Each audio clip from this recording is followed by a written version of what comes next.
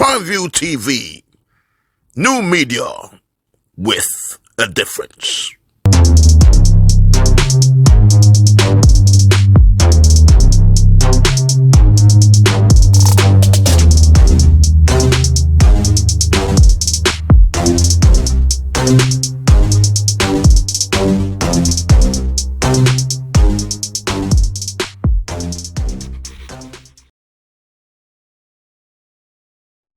Welcome to the podium. It's your host, Spencer Aniwelo, once again, back with another program. The podium is a program on Prime Television, which is an online station that brings to you political programs and we have a lifestyle program called The Golden Path of Hope. On the program today, I have a slightly different one-on-one discussion with a man who I have gotten to know a little bit, and I know he's one that's trying to do the right things in governance. He's a man who was appointed recently by the new governor of Imo State, Governor Hope Uzodimma, His Excellency, and he found it worthy of this, well, I call him a young man, but young man to be his spokesperson in terms of public enlightenment and information. I have with me today, luckily for me, and I'm delighted to have Honorable Stamford Arinze Wukede. He is the Senior Special Advisor to Governor Hope Uzodimma on information and public enlightenment. You're welcome to the show, sir. My pleasure, sir. Good afternoon. Thank you very much for coming on. It was a delight having you the last time with other people discussing on a national, on national issues in terms of COVID-19 and all that. But we said it was very imperative that we have more time to discuss with you one-on-one about what's going on in Imo State, and so you can give speak to Imolites in the way they can understand about what's happening in Imo State. So I'd like to ask you a first question.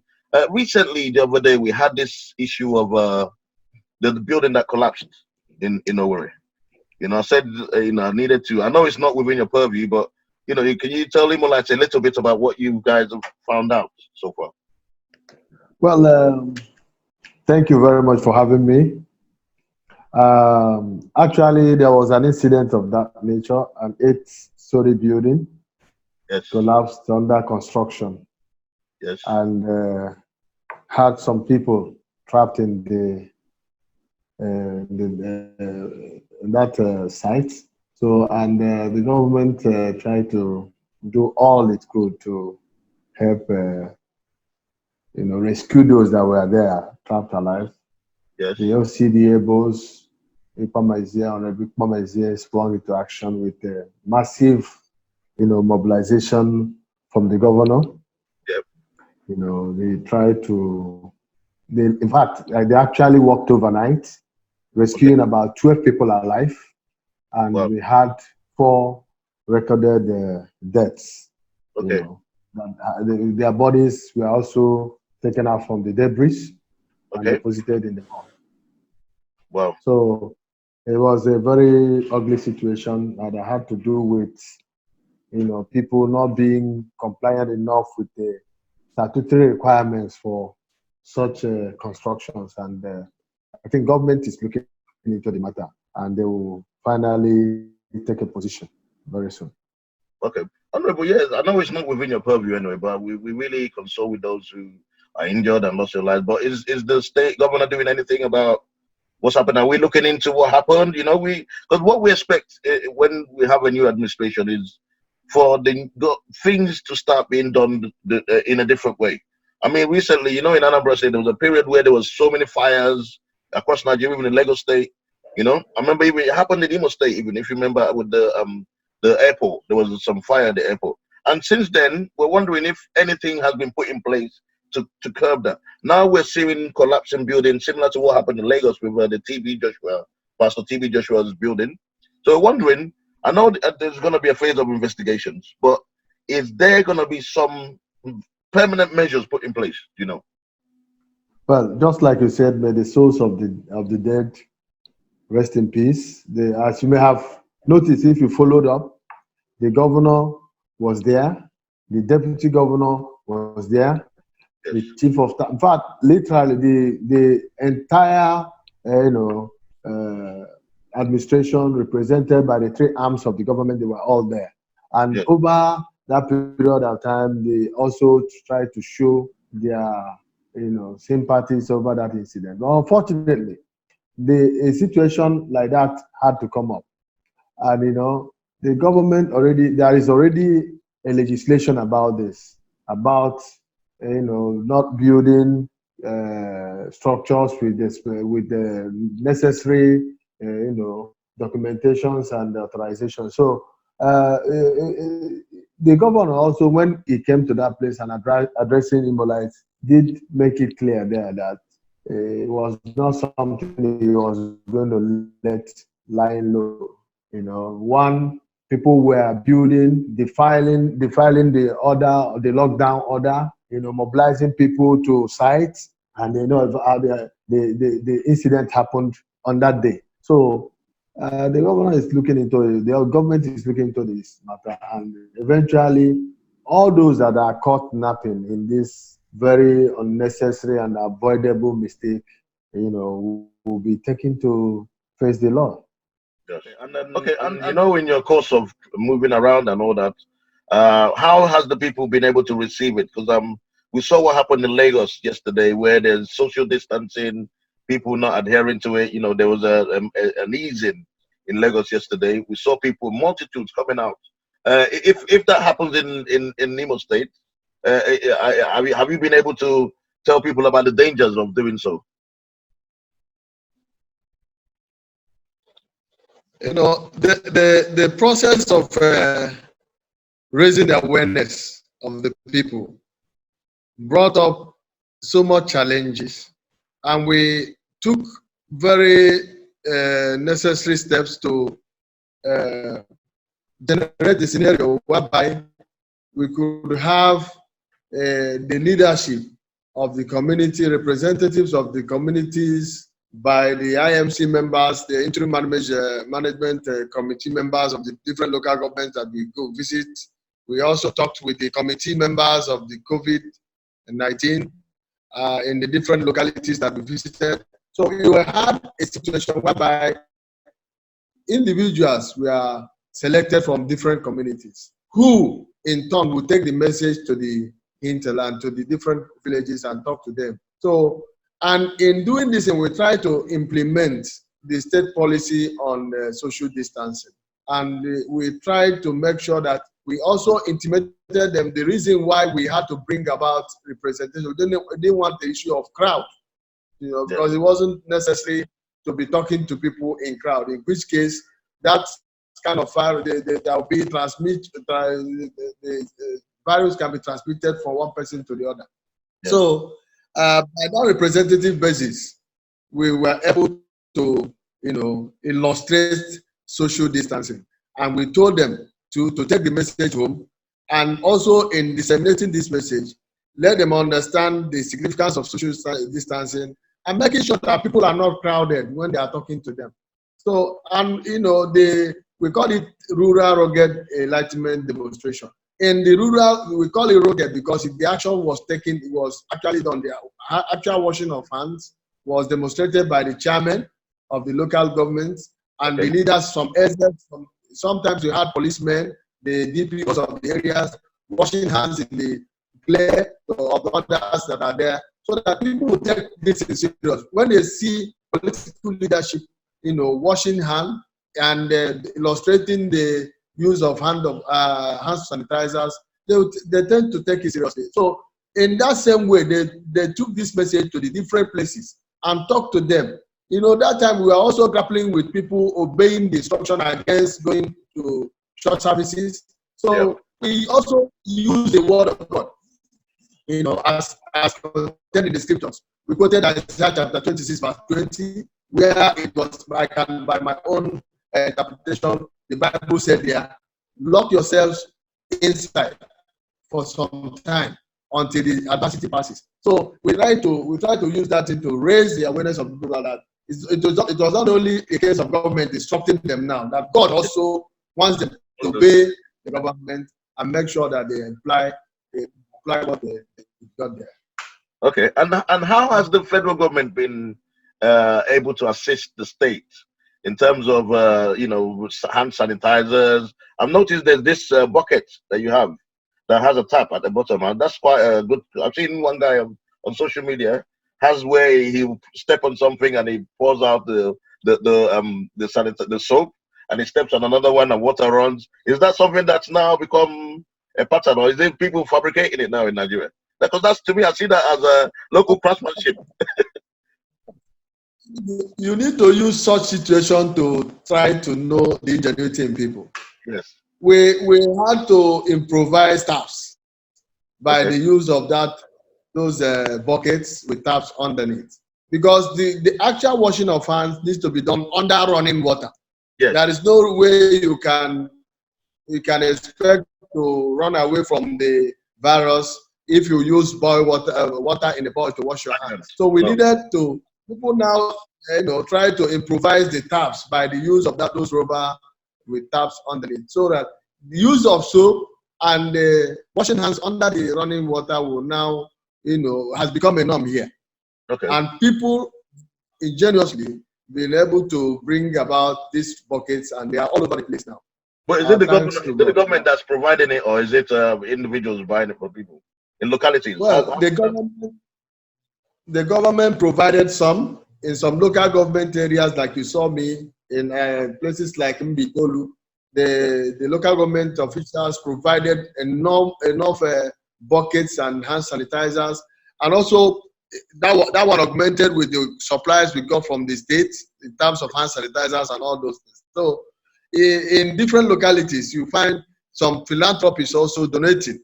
Like we had a case of one donor, one very, very massive donor, in the person of one Chief Francis Chidomerit from Amifede. He donated over 4.5 million naira worth of hand sanitizers and all those necessary requirements that people use. And he donated it to my unit, and then we brought it to the government. And other philanthropic organizations have also followed like that. Chidomerit Pharmaceutical for doing that.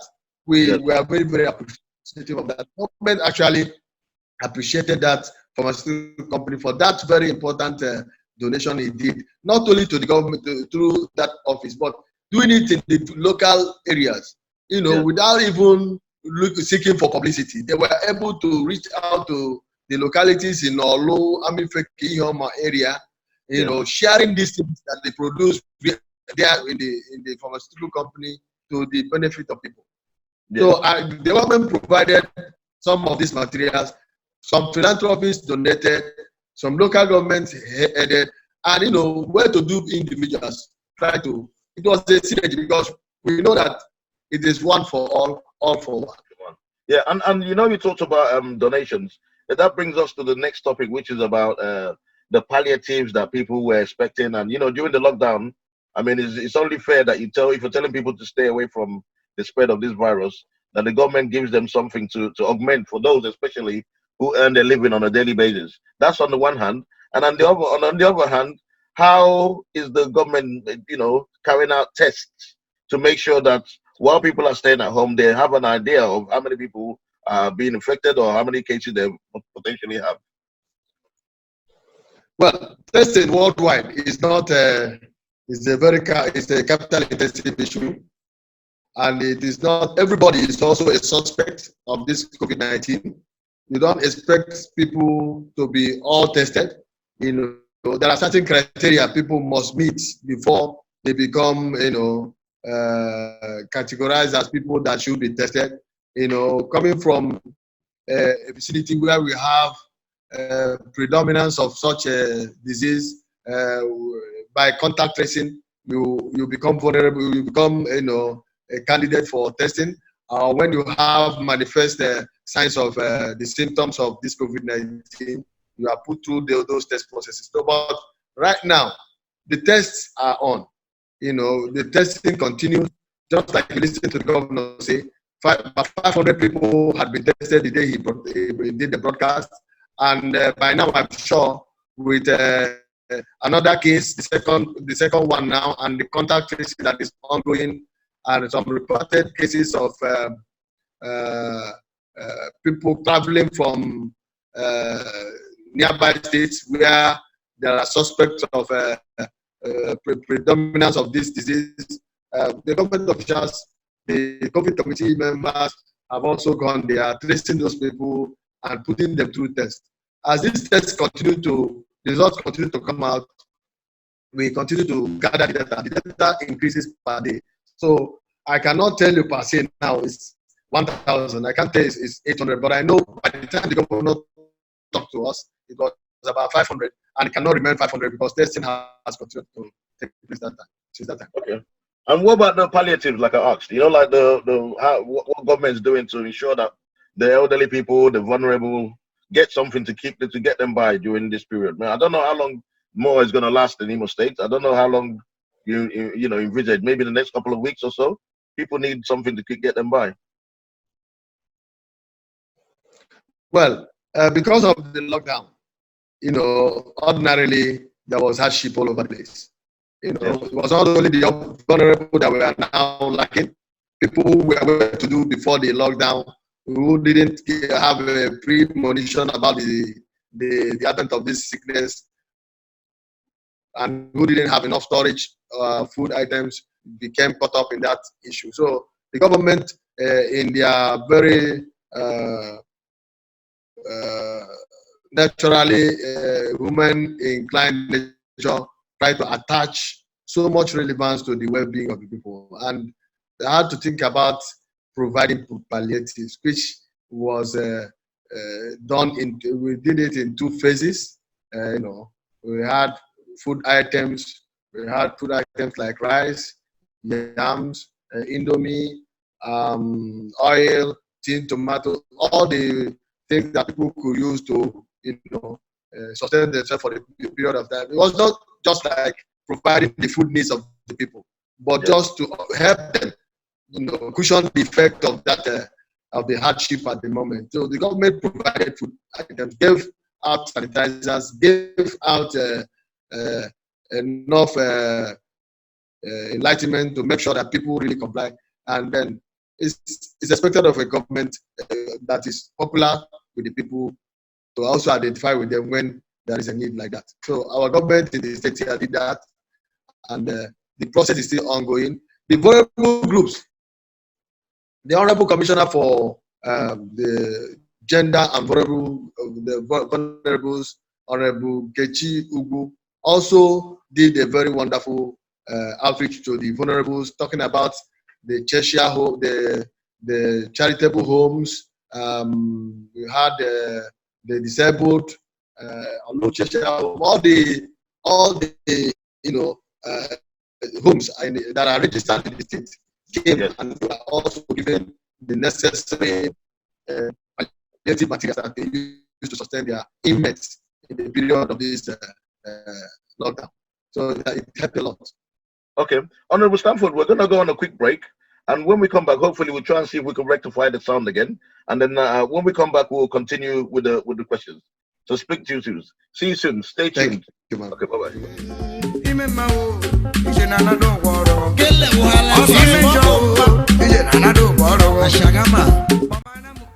Please be our guest at our Lowry restaurant, London. The original Isiewu headquarters.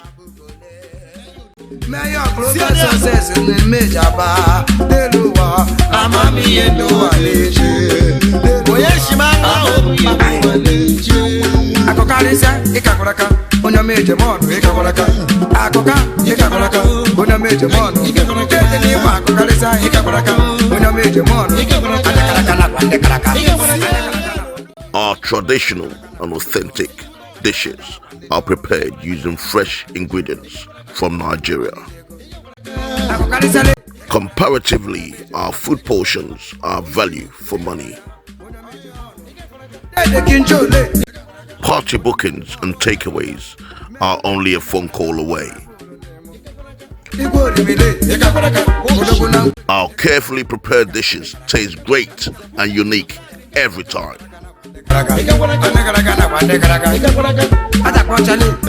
Hello, we're in London. You are here with me, Chef Adam, and to comfort. Come here for the best ECO, Kobe, Groovfish, any kind of everything there. Alright, anyị wụ ndị Owerri ụnụ amaracha anyị ga-agwọ ihe na-agwọ agwọ. Nye we onye ọcha anyị nwere na London ụkwa na-eme ihe ndị ahụ. O ga-esi shewu.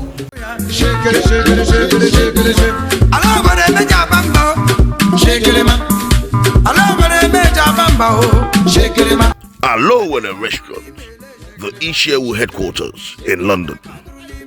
Okay, you're welcome back to the podium. I have on the program today Honorable Stamford Arinze Mukedi, and he is the Senior Special Assistant or Advisor, Senior Special Advisor to Governor Hope Uzodimma on Information and Public Enlightenment. Thank you for staying with us, Honorable. Before you went on the program, the sound was a bit funny, but hopefully we'll have it rectified now. What I wanted to do now is let's discuss further than beyond all this pandemic we have at the moment. We want to know, people in Imo State want to know about what's happening, what the governor's going to do about jobs, what the governor's going to do about IGR, for instance. We know that the oil prices are going to crash. Well, they crashed already. Imo State, being an oil producing state, is definitely going to feel the brunt of it, you know, like most of our states in Nigeria that rely on oil for its revenue. What is the governor doing about areas like this? What's the governor doing about diasporians, people hunting talent, bringing talent home? What's the governor going to do about the healthcare sector? What's the governor going to do about the transportation sector? What's the governor going to do about there's so much areas, you know, jobs, you know, manufacturing. We want to see good roads. We need to have these, you know, we tell us what the governor plans to do. We know he has 3 R's, the reconstruction, recovery, and rehabilitation also. We want to know how is all this going to come together and implement, and may mean that if I come into the Imo State, you know, where in the next, say, 1 year, you know, you have to give him time, 2 years time. What do I expect to see in Imo State, you know, where? Well, the governor Hope Uzodimma coming in to Imo State at this point in time knows the high expectation of the people on him. And you know, he's a man who's prepared for this job. He has his articulate plans that are in place and are being followed. Right now, since he came in, he has continued with the projects that are deemed to be very profitable to the people. He has sustained the contracts and is funding these contracts, though we have issues with some of these contractors. And he has also worked out modalities whereby, you know, he followed up everything, that is these old contracts, you know, and the contractors are doing.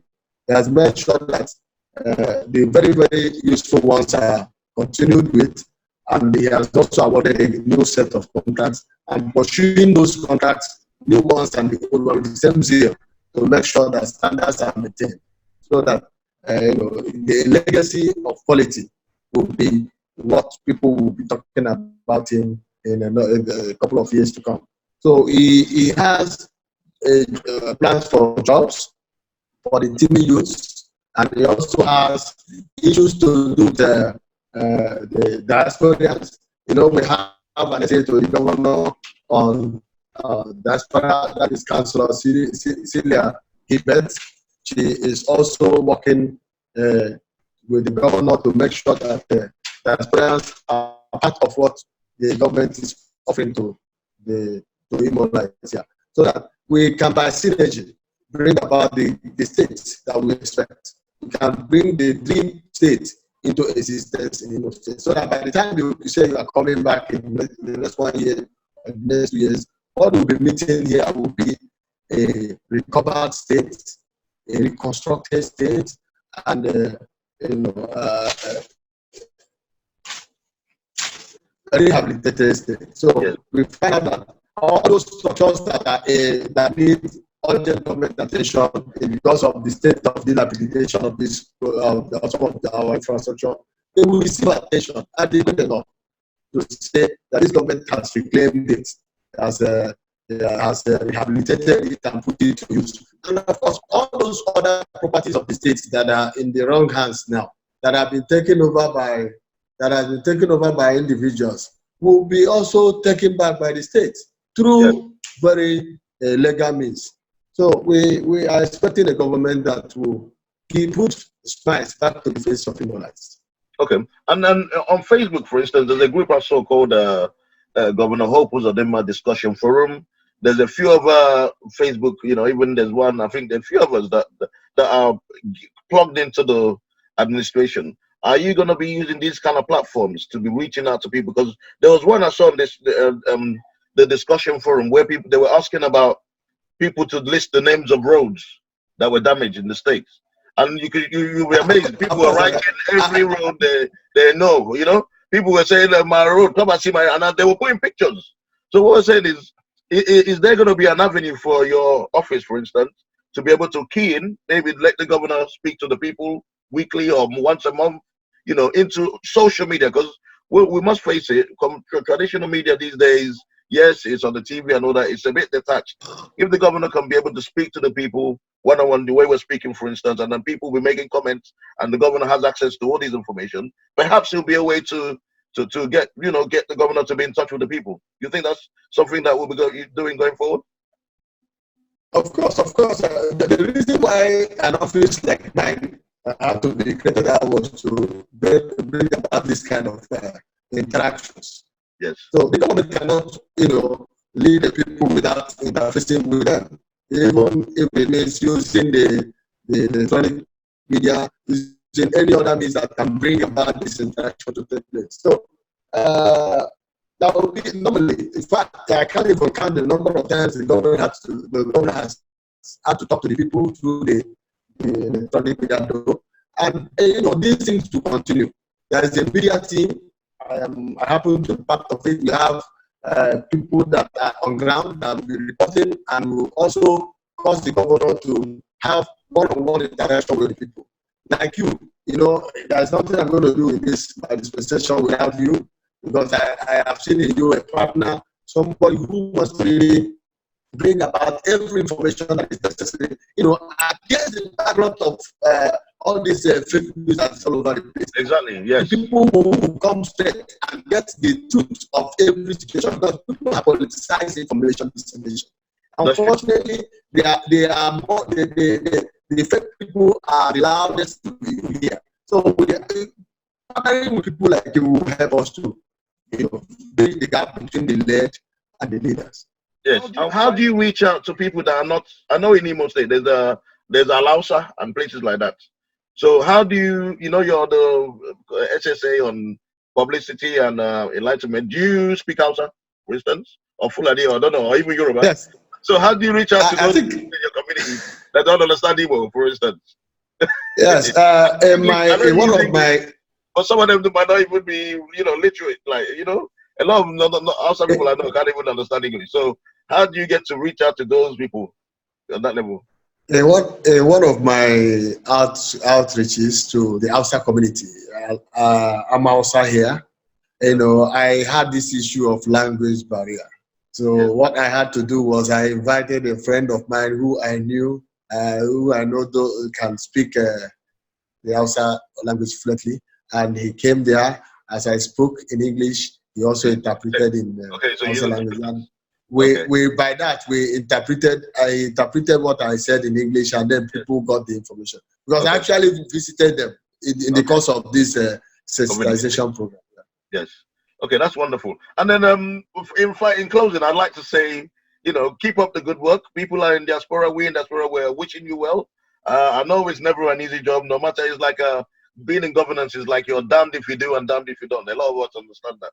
But what we can say is please carry the message to His Excellency, the governor, that people are expectant. People have a whole lot there behind him. I know we've spoken to a lot of people in diaspora here, and the overwhelming feeling is that he is obviously, they wish him well. And we hope that the 3 R's like he upholds them, and we have an Imo State to be proud of. So thank you very much for coming on the program. And I hope to probably do another program with you in Igbo language next time, so we can speak out to people. I know you said your Igbo is not the best. Now mine is not either. but at least we can, get the message across to those nooks and crannies, to get them to understand what we're saying. So thank you very much. And I've had on the program the Honorable Senior Special Advisor to Governor Hope Uzodinma on information and public enlightenment. It's been gracious enough to explain to us what's going on. Keep watching the podium on private television.